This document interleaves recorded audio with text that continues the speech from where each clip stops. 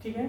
इसकी वजह से थोड़े से बच्चों ने कहा कि कुछ केमिस्ट्री के जानने लिए दी जाए, तो मैं वीडियो बना रहा हूँ केमिस्ट्री पे, बेसिक्स ऑफ केमिस्ट्री। इसमें आपको मैं सिखाऊंगा कंपाउंड कैसे बनते हैं, कंपाउंड क्या होते हैं, एलिमेंट्स क्या हैं, और इनके बारे में बहुत सारी चीज़ें। ठीक है, तो अभी आज हम स्टार्ट करेंगे बेसिक ऑफ केमिस्ट्री। ठीक है, स्टार्ट करते हैं।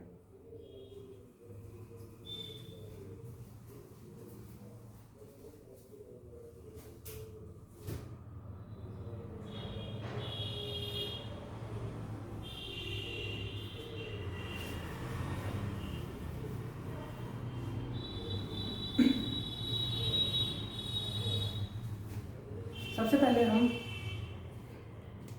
9th लेवल के बच्चों के लेवल से स्टार्ट करते हैं। मान लेते हैं आप 9th में है या 10th में है, जो भी सबके लिए हेल्पफुल होगा ये वीडियो। अगर आपको केमिस्ट्री के बारे में बहुत बेसिक चीज़ें नहीं आती हैं, रिएक्शंस लिखते वक्त आपको कंपाउंड्स के बारे में नहीं पता होता, जैसे आपको बोला जाए सोडियम बाइसल्फेट, तो आप सोडियम बाइसल्फेट लिखने में थोड़ा हेजिटेट करते हो, आपको नहीं आता कंपाउंड का फॉर्मूला कैसे लिखोगे। पोटेशियम डाइक्रोमेट हो गया, पोटेशियम परमैंगनेट हो गया, कोई भी सिंपल कंपाउंड। अब एल्युमिनियम क्लोराइड हो गया, कैसे लिखेंगे, या एल्युमिनियम नाइट्राइड हो गया, कैसे लिखेंगे, तो वो प्रॉब्लम आती है बच्चों को। उस पर ही आज का ये वीडियो है। ठीक है, तो वीडियो में सबसे पहले स्टार्ट करते हैं। हम कुछ एलिमेंट्स के बारे में जानेंगे, और एलिमेंट्स के एटॉमिक नंबर के बारे में जानेंगे, और उनके इलेक्ट्रॉनिक कन्फिग्रेशन के बारे में जानेंगे। ये बहुत ही इंपॉर्टेंट है। अगर आपको इलेक्ट्रॉनिक कन्फिग्रेशन आता है तो आप उनकी वैलेंसीज फाइंड कर सकते हो। वैलेंसीज फाइंड हो जाएंगी तो आपको हेल्पफुल होता है कंपाउंड बनाने में। तो मैं आपको ज़्यादा नहीं, सिर्फ 20 एलिमेंट्स की रिक्वेस्ट करूँगा, और बाकी कुछ अदर एलिमेंट्स भी हैं, उनके बारे में आपको भी पढ़ना है। मुश्किल से 8-10 और होंगे, मिलकर के कुल 30 होंगे, लेकिन मैं आपको पीरियोडिक टेबल के अकॉर्डिंग 1 to 20 तक कह रहा हूँ याद करने के लिए। और बच्चे जो 7-8 एलिमेंट या 10 एलिमेंट हुए, वो मैं आपको अलग से नोट करके दे दूँगा, उतना आपको याद रखना है। ठीक है, चलिए स्टार्ट करते हैं। सबसे पहले आप पीरियोडिक टेबल से 1 to 20 तक तो जितने के एलिमेंट होते हैं वो आपको याद करने, 1 to 20 में जो भी हैं वो याद करने हैं विद एटॉमिक नंबर। ठीक है, तो सबसे पहला एलिमेंट, इसका एटॉमिक नंबर 1 है, उसका नाम है हाइड्रोजन। ठीक है, सिंबल क्या है, H। दूसरा दूसरा जो है वो आपका है हीलियम, सिंबल है He। तीसरा हमारा लिथियम, सिंबल है Li। ठीक है ना। फोर्थ हमारा है जो बेरिलियम। ठीक है, इसका सिंबल है Be। फिफ्थ हमारा है जो वो हमारा बोरॉन, सिंबल है B। सिक्स्थ हमारा जो है वो है कार्बन, इसका सिंबल है C। ये इसका सिंबल है C। सेवंथ हमारा जो है नाइट्रोजन, इसका सिंबल है N। ठीक है, ये मार्कर थोड़ा सा ठीक है, मैं दूसरा चेंज करता हूँ। एट्थ की बात करूं मैं, एट्थ जो होगा मेरा ऑक्सीजन है, जिसका सिंबल है O। ये इसका सिंबल है, ठीक है, ये इसका सिंबल है, याद रखिएगा। नाइन्थ में आता है मेरा फ्लोरीन। ठीक है ना, फ्लोरीन का सिंबल है F। 10th आता है नियॉन, का सिंबल है Na। 11th जो है वो हमारा होता है सोडियम। यहाँ से ध्यान रखिएगा, सोडियम, इसको हम Na से सिंबलाइज करते हैं।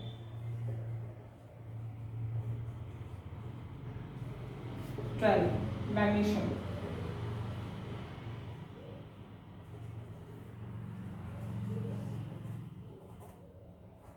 Symbolize Mg। 13th हमारा एल्यूमिनियम। 10 के बाद से याद रखना बहुत जरूरी है, aluminium, symbol is Al। 14th is silicon, ठीक है, सिंबल इज SI, ठीक है, सिंबल इज SI, ठीक है। ये आप 14 एलिमेंट्स मैंने लिख दिए, ठीक है। इनको आप चाहे तो स्क्रीनशॉट ले लें या फिर नोट कर लें, ठीक है, ले सकते हैं स्क्रीनशॉट। ये आपको याद भी रखना है, साथ ही साथ आपको इसको याद करना है। मैं आपको मुश्किल से 20 एलिमेंट तो पीरियोडिक टेबल के अकॉर्डिंग दूंगा 1 to 20 तक, और 7-8 एलिमेंट और दूंगा। उसमें आपका पूरी केमिस्ट्री, मोस्टली मान के चलिए पूरी केमिस्ट्री क्या आप 95 to 97% केमिस्ट्री आपकी हो जाएगी, कंपाउंड्स आपके बन जाएंगे, रिएक्शंस आपके हो जाएंगे, ये भरोसा रखिए, ठीक है। चलिए इरेज करते हैं, आगे लिखते हैं।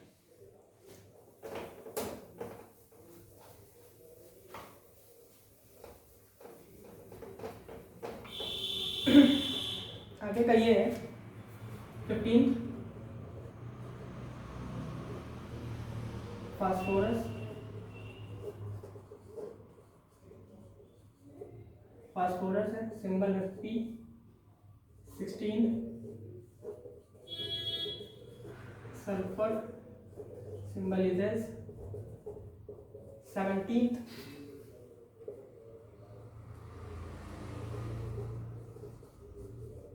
क्लोरीन है, सिंबल आपको पता है Cl।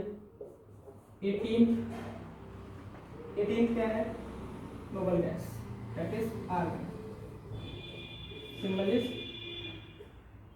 Ar। 19 पोटेशियम,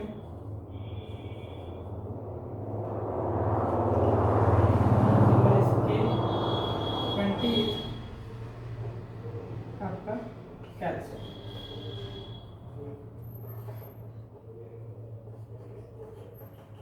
ये बोर्ड थोड़ा सा हिल रहा है अभी, इस वजह से लिखने में प्रॉब्लम हो रही है,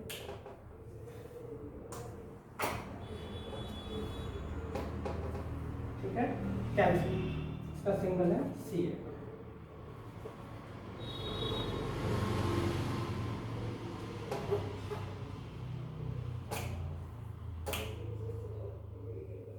ठीक है, ये नोट कर लीजिए। कुछ एक्स्ट्रा जो मैंने आपको बोले थे, एक्स्ट्रा एलिमेंट्स,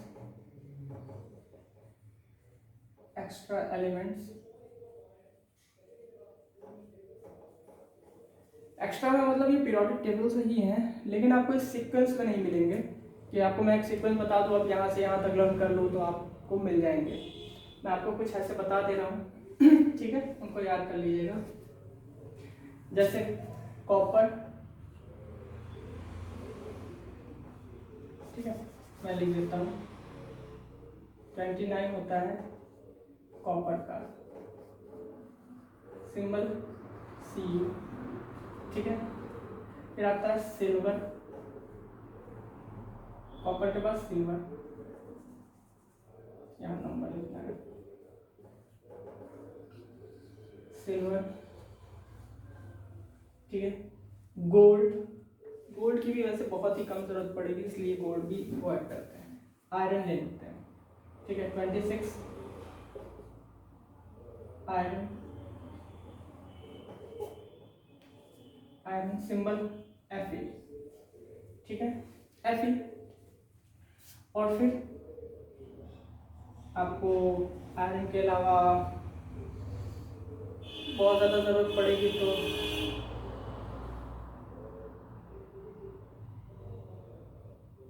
आयरन, कॉपर, बस। चलिए इतना नोट कर लीजिए, फिर मैं आपको और भी देखता हूँ, अगर कुछ याद आता है तो मैं लिखवा देता हूँ, ठीक है। इसको नोट कर लीजिए, ये स्क्रीनशॉट ले लीजिए।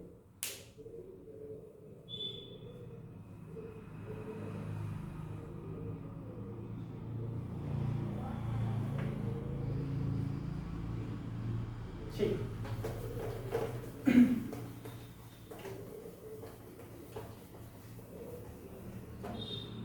अब मैं आपको बताता हूँ एलिमेंट्स के इलेक्ट्रॉनिक कन्फिग्रेशन के बारे में। इलेक्ट्रॉनिक कन्फिग्रेशन ये बहुत इंपॉर्टेंट है। इलेक्ट्रॉनिक कॉन्फ़िगरेशन आपको डिसाइड करता है कि पीरियोडिक टेबल में एलिमेंट की पोजीशन क्या होगी, ठीक है। ये डिसाइड करता है कि उसकी वैलेंसी क्या होगी, ये भी डिसाइड करता है कि उसके कितने शेल बनेंगे, कितने सेल्स में इलेक्ट्रॉन डिस्ट्रीब्यूट होंगे, ठीक है। इस सब कौन डिसाइड करता है, ये इलेक्ट्रॉनिक कॉन्फ़िगरेशन में सब कुछ देखने को मिल जाएगा। किस पीरियड में आता है, किस ग्रुप में आता है, कितनी वैलेंसी होती है, एलिमेंट्स का बिहेवियर भी कैसा हो सकता है, वो इलेक्ट्रॉनिक कॉन्फ़िगरेशन भी आपको बता सकता है, सब कुछ बता सकता है।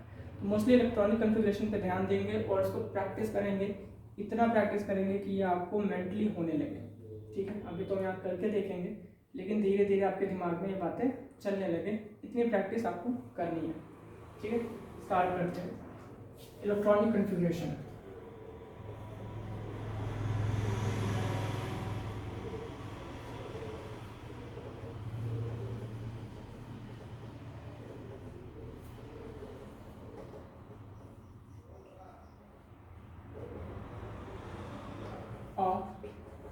Periodic table, electronic configuration of elements of periodic table, ठीक है। सबसे पहले हम लोग कॉन्फ़िगरेशन करते हैं, मैं 1 to 20 सबका करके दिखा दे रहा हूँ, ठीक है। तो सबसे पहले हाइड्रोजन का, आपको पता है हाइड्रोजन की कॉन्फ़िगरेशन, हाइड्रोजन का एटॉमिक नंबर 1 होता है, ठीक है। तो कॉन्फ़िगरेशन हो जाएगा इसका 1। इलेक्ट्रॉनिक कॉन्फ़िगरेशन का मतलब है कि आप उनको सेल्स में इलेक्ट्रॉन्स का डिस्ट्रीब्यूशन करना, ये कितने शेल बनेंगे, ठीक है। न्यूक्लियस के चारों तरफ जो इलेक्ट्रॉन्स रिवॉल्व करते हैं वो सेल में रिवॉल्व करते हैं ना, तो कितने शेल बनेंगे और उस सेल में कितने कितने इलेक्ट्रॉन्स होंगे उसके बारे में, ठीक है। तो हाइड्रोजन का एटॉमिक नंबर 1 है तो एक ही इलेक्ट्रॉन है, अगर एक ही इलेक्ट्रॉन है तो वो पहले ही शेल में अगर आ गया तो फिर बाकी शेल्स की जरूरत ही नहीं है, आएगा ही नहीं, क्योंकि एक ही इलेक्ट्रॉन है तो पहले शेल में आ जाता है। तो इसमें कितने बनते हैं, एक शेल बनता है और उस पहले शेल में ही एक इलेक्ट्रॉन होता है, ठीक है। एक छोटी सी बात यहाँ पे आपको नोट करके मैं बता दूं कि किसी भी शेल में नंबर ऑफ इलेक्ट्रॉन जो होते हैं, ठीक है, number of electron in each shell is given by 2n square, where n tends to, जो n होता है वो क्या होता है, नंबर ऑफ शेल।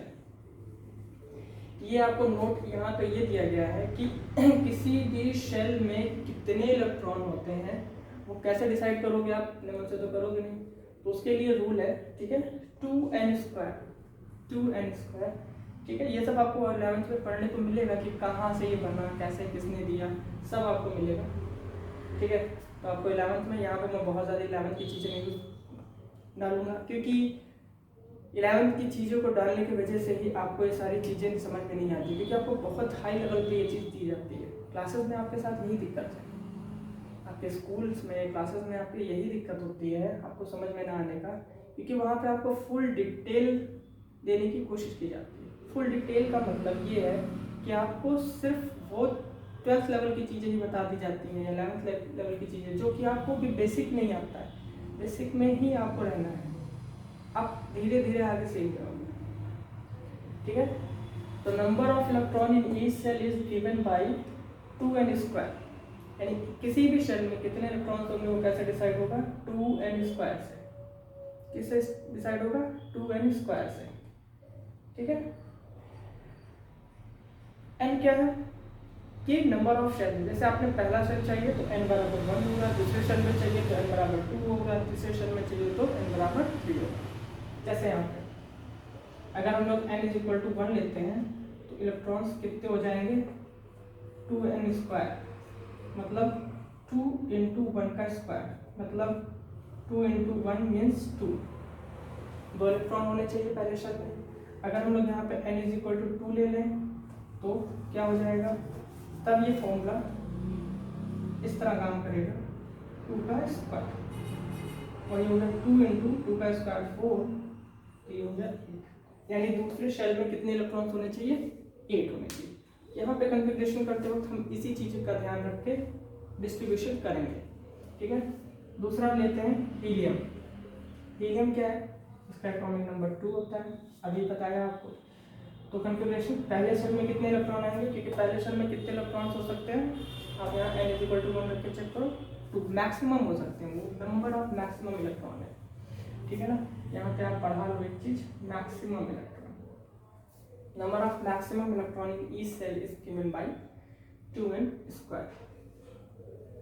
फिर कन्फिग्रेशन में आता है थर्ड इज लिथियम, ठीक है। लिथियम क्या है, लिथियम में जो है आपका एटॉमिक नंबर 3 है, हर सिर्फ 3 इलेक्ट्रॉन है। तो अगर आप पहले शेल में डालना चाहो तो पहले शेल में मैक्सिमम कितने आ सकते थे, 2 इलेक्ट्रॉन, अभी आपने देखा था यहाँ पे। तो 3 है तो पहले शेल में 2 मैक्सिमम लेगा और बाकी कहाँ भेज देगा, वो आगे की तरफ, यानी नेक्स्ट शेल में, यानी सेकंड शेल में भेज देगा, ठीक है। तो पहले में 2 लिया, फिर उसने कहाँ भेज दिया, बाकी जितने भी इलेक्ट्रॉन है वो भेज दिया आगे के लिए, यानी सेकंड सेल में। और सेकंड सेल में कितने इलेक्ट्रॉन हो सकते हैं दूसरे सेल में, वो हो सकते हैं 8, कि 8 तक रखने की कैपेसिटी है। इसके पास जाएगा कितना, सिर्फ 1 इलेक्ट्रॉन तो एक्स्ट्रा है, 3 टोटल है। टोटल कितने, 3, 2 यहाँ पे पहले शेल में गया तो बचा कितना, 1, और दूसरे शेल में मैक्सिमम कितने हो सकते हैं, 8। एक जो बचा उसमें जा सकता है ना भाई, 8 की कैपेसिटी है, 8 की जगह है, और आपके पास सिर्फ 1 ही बचा है, तो एक को भेज सकते हैं आराम से। 8 लोगों के लिए कमरा बना हुआ है, वहाँ पे 1 ही लोग को रहना, तो आराम से रह सकते हैं, कोई दिक्कत है नहीं, इसलिए वो सेकंड सेल में चला गया, ठीक है। लेकिन सेकंड सेल में कितने जा सकते हैं, सिर्फ 8 तक। 8 से ज़्यादा हो गए तो उसको थर्ड सेल में भेजना उसकी मजबूरी हो जाएगी। स्टार्ट करते हैं फोर्थ, ठीक है। लिथियम का समझ में आ गया। अब बेरिलियम का, चलिए बेरिलियम का 2, पहले शेल में मैक्सिमम 2 ले सकते हैं, बचा कितना, 2 इलेक्ट्रॉन, किसमें जाएगा, दूसरे शेल में, किसमें जाएगा, दूसरे सेल में जाएगा, ठीक है, ये हो गया। फिर मैं यहाँ बात करता हूँ बोरान की। बोरान कितना होता है, 5, पहले शेल में कितना इलेक्ट्रॉन एक्सेप्ट करेगा, 2, बचा कितना, 3, 3 इलेक्ट्रॉन जो बचा वो 3 इलेक्ट्रॉन किधर जाएगा, नेक्स्ट शेल में जाएगा, यानी सेकेंड शेल में, 3। फिर मैं बात करता हूँ 6 कार्बन की, ठीक है। कार्बन जो है वो कैसे डिस्ट्रीब्यूट होगा, पहले सेल में वो इलेक्ट्रॉन देने की कोशिश करेगा तो वहाँ पे 2 ही एक्सेप्ट होगा, दूसरे सेल में कितना इलेक्ट्रॉन जाएगा, बचा हुआ जो इलेक्ट्रॉन है वो चला जाएगा दूसरे सेल में, यानी 4, ठीक है। कार्बन हो गया। फिर नाइट्रोजन, इसमें भी ऐसे पहले सेल में 2 और फिर 5। शायद यहाँ तक आपको समझ में आ रहा है, आगे भी समझ में आएगा। ऑक्सीजन 8, तो 2 और 6, ठीक है। तो पहले ने लिया, टोटल 8 थे, 2 पहले सेल में गया, दूसरे सेल में कितना, 6, क्योंकि 8 मैक्सिमम तक जा सकता है, लेकिन अभी 6 है ना, तो अभी एक्सेप्ट करेगा, अभी 1 और 7 तक भी कर सकता है। फिर फ्लोरीन 9, तो कितना होगा ये, 2, 7।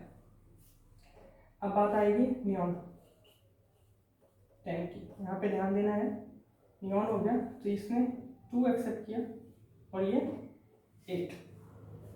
अब देखो पहला शेल में 2 इलेक्ट्रॉन मैक्सिमम हो सकते थे, वो है, दूसरे शेल में मैक्सिमम कितने हो सकते, 8, वो भी है मैक्सिमम में, ठीक है, नियॉन में दिख रहा है। अब नियॉन के बाद अगर कोई एलिमेंट 11 नंबर का जो भी एलिमेंट होगा, ठीक है, सोडियम है जैसे, तो अगर उसमें इलेक्ट्रॉनिक कन्फिग्रेशन करेंगे तो वहाँ पे 11 होगा, तो पहले शेल में 2 जाएगा, बचेगा 9 इलेक्ट्रॉन, और 9 इलेक्ट्रॉन जो है वो कहाँ से कहाँ जाएंगे, वो सेकंड शेल में जाने की कोशिश करेंगे टोटल, लेकिन सेकंड वाला कितना एक्सेप्ट करेगा, सिर्फ और सिर्फ 8 इलेक्ट्रॉन ही एक्सेप्ट करेगा।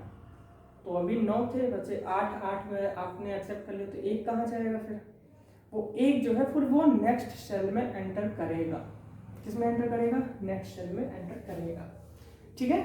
तो इसी तरीके से शेल धीरे धीरे राइज करते रहते हैं, यानी एलिमेंट्स के एटॉमिक नंबर जैसे जैसे राइज करते हैं वैसे वैसे शेल भी हमारे क्या होते जाते हैं, राइज करते हैं, ठीक है। तो चलते हैं आगे, इसको लिख लीजिए या स्क्रीनशॉट ले लीजिए।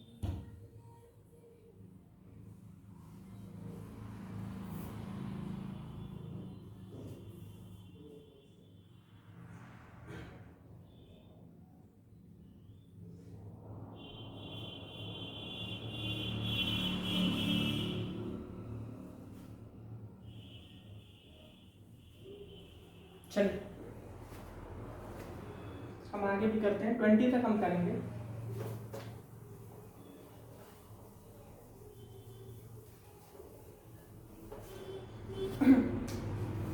फिर 11 जिसको सोडियम कहते हैं। सोडियम का इलेक्ट्रॉनिक कॉन्फ़िगरेशन ध्यान देंगे, पहले शेल कितना इलेक्ट्रॉन एक्सेप्ट कर सकता है, 2n² के अकॉर्डिंग, ठीक है। दूसरा शेल कितना इलेक्ट्रॉन एक्सेप्ट कर सकता है, 8। तो 2 और 8 10 हो गए, टोटल कितने थे, 11। अभी भी एक इलेक्ट्रॉन बचा। एक इलेक्ट्रॉन जो है वो क्या है, गायब हो जाएगा या फ्री रहेगा, क्या करेगा, नहीं कुछ नहीं, वो एंटर करेगा थर्ड शेल में। किसमें एंटर करेगा, थर्ड शेल में। अब उसने एक नया शेल बना लिया। नया शेल बनने का मतलब है कि सोडियम का न्यूक्लियस जो था पहले शेल में 2 इलेक्ट्रॉन्स को घुमा रहा था, दूसरे शेल में 8 इलेक्ट्रॉन्स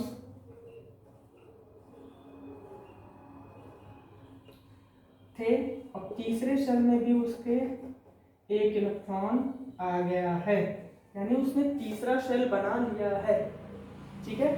तीसरा शेल उसने बना लिया है। यहाँ पे शेल एक नया बन गया, यानी तीसरी भी कक्षा एक बन गई जिसमें इलेक्ट्रॉन घूम सकता है। अब इसमें भी बहुत सारे इलेक्ट्रॉन घूम सकते हैं।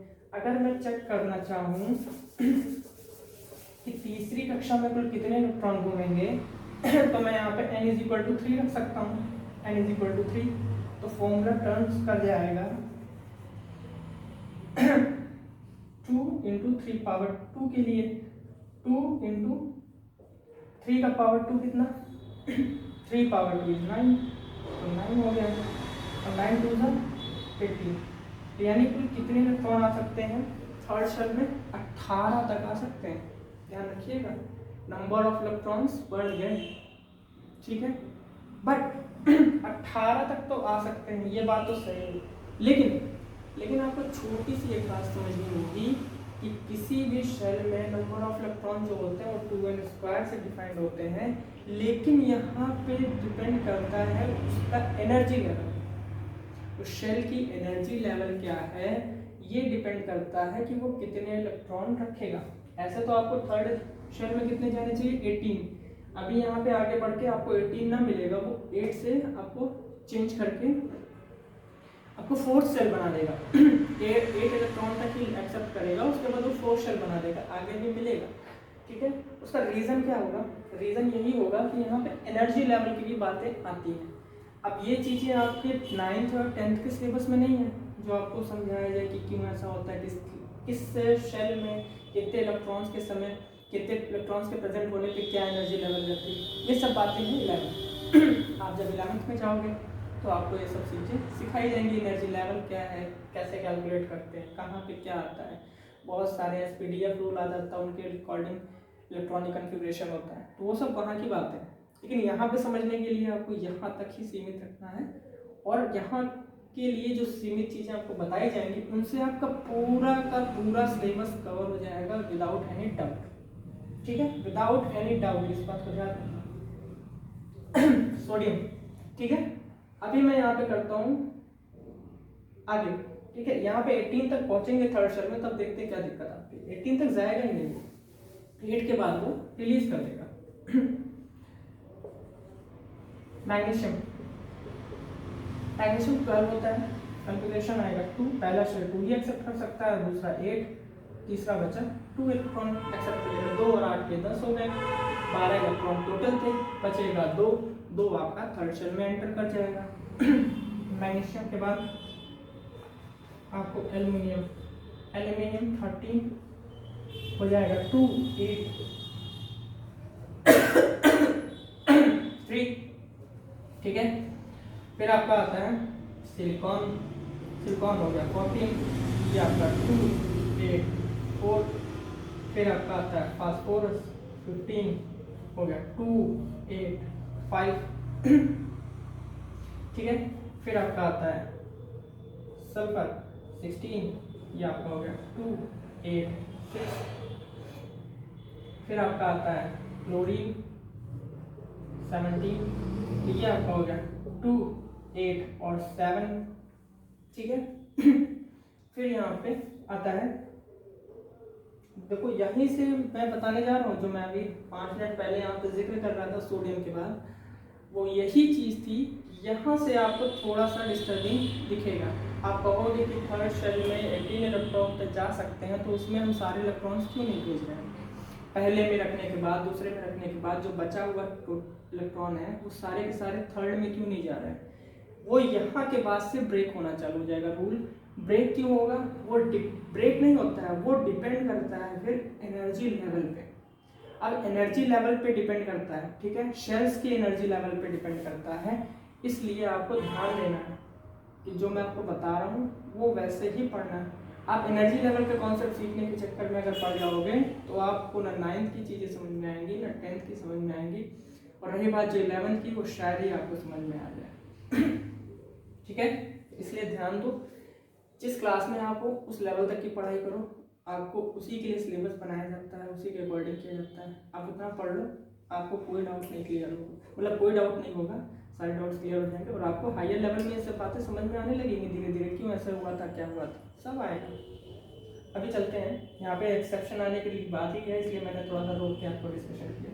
चलिए, आर्गन आर्गन 18 क्या होगा? पहला 2 से फुल हो गया, दूसरा 8 से फुल हो गया, तीसरा 18 तक एक्सेप्ट कर सकता था, तो बचे हुए इलेक्ट्रॉन्स तीसरे में चले गए। यहाँ तक सही है। फिर आता है 18 हो गया, 19 आएगा पोटेशियम, ध्यान दीजिएगा 19 आएगा पोटेशियम। पहला 2 एक्सेप्ट करेगा, 2 से इसका शेल फुल हो जाता है, दूसरा 8 से दूसरा शेल फुल हो जाता है, तीसरा होना चाहिए आपका, बचा 2 और 8 10 हो गए, कुल आपके 19 इलेक्ट्रॉन है, बचे 9, तीसरे में 9 होना चाहिए। अगर आप 9 लिखते हो तो ये हो गया गलत, अगर आपने 9 लिख दिया तो ये हो गया गलत, क्योंकि बचे हुए इलेक्ट्रॉन तो नेक्स्ट शेल में जाते हैं, ये बात तो क्लियर है, लेकिन हर वक्त नहीं हो सकता ऐसा, ठीक है। ये तभी होगा जब वहाँ की एनर्जी लेवल, ठीक है, वहाँ की एनर्जी लेवल उतना ही इलेक्ट्रॉन एक्सेप्ट करेगा जब वो 4th शेल बनने की एनर्जी लेवल पे आ जाएगा। यहाँ पे एक एक्सेप्शन लगेगा एनर्जी लेवल का।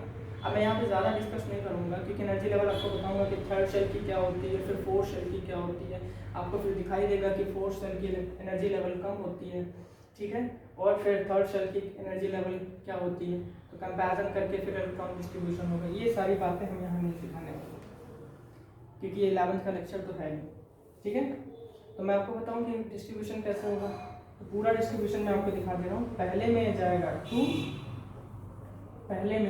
2, दूसरे में जाएगा 8, बचे 9 इलेक्ट्रॉन्स, तो 9 इलेक्ट्रॉन्स हैं वो तीसरे में 8 जाएगा और चौथे में 1।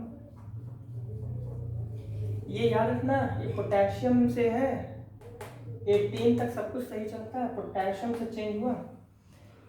अब यहाँ पे ये जो रूल आया, 3rd में जो 8 आया, वो 8 क्यों आया, 9 क्यों नहीं आया, उसके लिए आप एक छोटा सा कॉन्सेप्ट समझ सकते हैं। छोटा सा कॉन्सेप्ट वो है, उसको बोलते हैं डुप्लेट और ऑक्टेट रूल। ठीक है, डुप्लेट रूल और ऑक्टेट रूल, ठीक है।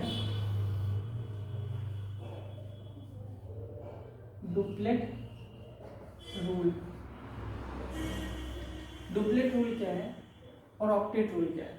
तो डुप्लेट रूल ये है कि कोई भी शेल, ठीक है, मिनिमम 2 इलेक्ट्रॉन से कंप्लीट माना जा सकता है, लेकिन कोई भी, यहाँ मैंने बोला ना, इस कोई भी को ध्यान मत देना, कोई भी शेल नहीं, ठीक है। यहाँ पे एक्सेप्शन में आ जाती है बात, पहला शेल कोई भी शेल जो है वो 2 इलेक्ट्रॉन से कंप्लीट माना जाता है। ये चीज आपको दिखने को मिलेगी ट्रांजिशन एलिमेंट्स के लिए, ट्रांजिशन एलिमेंट्स के लिए आपको देखने को मिलेगा, और मुश्किल है कि कहीं और देखने को मिले, ठीक है। और आपको बहुत ज़्यादा होगा तो हाइड्रोजन और हीलियम में हाइड्रोजन तो होता नहीं, हीलियम में, ठीक है। तो डुप्लेट रूल क्या है कि कोई भी शेल जो होता है वो 2 इलेक्ट्रॉन से कंप्लीट माना जाता है। तो डुप्लेट रूल हम हटा देते हैं, हम सीधा ऑक्टेट रूल पढ़ते हैं, ठीक है। ऑक्टेट, जिसकी यहाँ ज़रूरत है वो पढ़ते हैं। फालतू की चीज़ें नहीं, जो चीज़ आएंगी वो बताई जाएंगी आपको। ऑक्टेट रूल क्या होता है? तो कोई भी शेल कंप्लीट माना जाता है अगर उसमें 8 इलेक्ट्रॉन हो, उसी को बोलते हैं ऑक्टेट रूल। ठीक है, यानी ये जो इलेक्ट्रॉनिक कन्फिगरेशन होता है इसमें एक चीज़ बहुत ही इम्पोर्टेंट है कि अगर किसी भी शेल में 8 इलेक्ट्रॉन आपने रख दिए तो वो शेल कंप्लीट माना जाएगा। भले यहाँ पे 18 क्यों नहीं आ रहा था, थर्ड शेल में नंबर ऑफ इलेक्ट्रॉन कितने होने चाहिए? मैक्सिमम 18, तब वो कंप्लीट होता है। लेकिन ऐसा नहीं है, ऑक्टेट रूल इस चीज़ को ब्रेक करता है। ऑक्टेट रूल इस नियम को क्या करता है? ब्रेक करता है। कैसे ब्रेक करता है कि अगर थर्ड शेल को 18 चाहिए और आपने सिर्फ 8 ही इलेक्ट्रॉन डाल दिए तो वो कंप्लीट जैसा बिहेवियर करता है। वो अपने आप को क्या मानता है कि वो उसके पास कंप्लीट इलेक्ट्रॉन है। ये सबके लिए एप्लीकेबल है, किसी भी शेल के लिए एक्सेप्ट फर्स्ट शेल, पहले शेल को छोड़ के। ठीक है ना, एक्सेप्ट फर्स्ट शेल में बोल रहा हूँ, याद रखना, पहले शेल को छोड़ के, क्योंकि पहले में 2 से ज़्यादा नहीं हो सकते, इसलिए ये ऑक्टेट रूल को फॉलो नहीं करता, ये डुप्लेट रूल को फॉलो करता है। वही मैं लिखने वाला था, डुप्लेट रूल। ठीक है, उसको आप थोड़ी देर के लिए हटा दो, डुप्लेट के बाद हम समझाएंगे, मुझे समझ में आ रहा है कहाँ समझाना है तो मैं वहाँ समझाऊंगा। ऑक्टेट रूल क्या है कि एनी शेल, ठीक है, अगर मैं इसको डिफाइन करूँ तो कुछ ऐसा लिख सकता हूँ, कोई भी शेल जो है 8 इलेक्ट्रॉन से कंप्लीट माना जा सकता है। 8 इलेक्ट्रॉन से क्या है? कंप्लीट माना जा सकता है। This is called octet rule.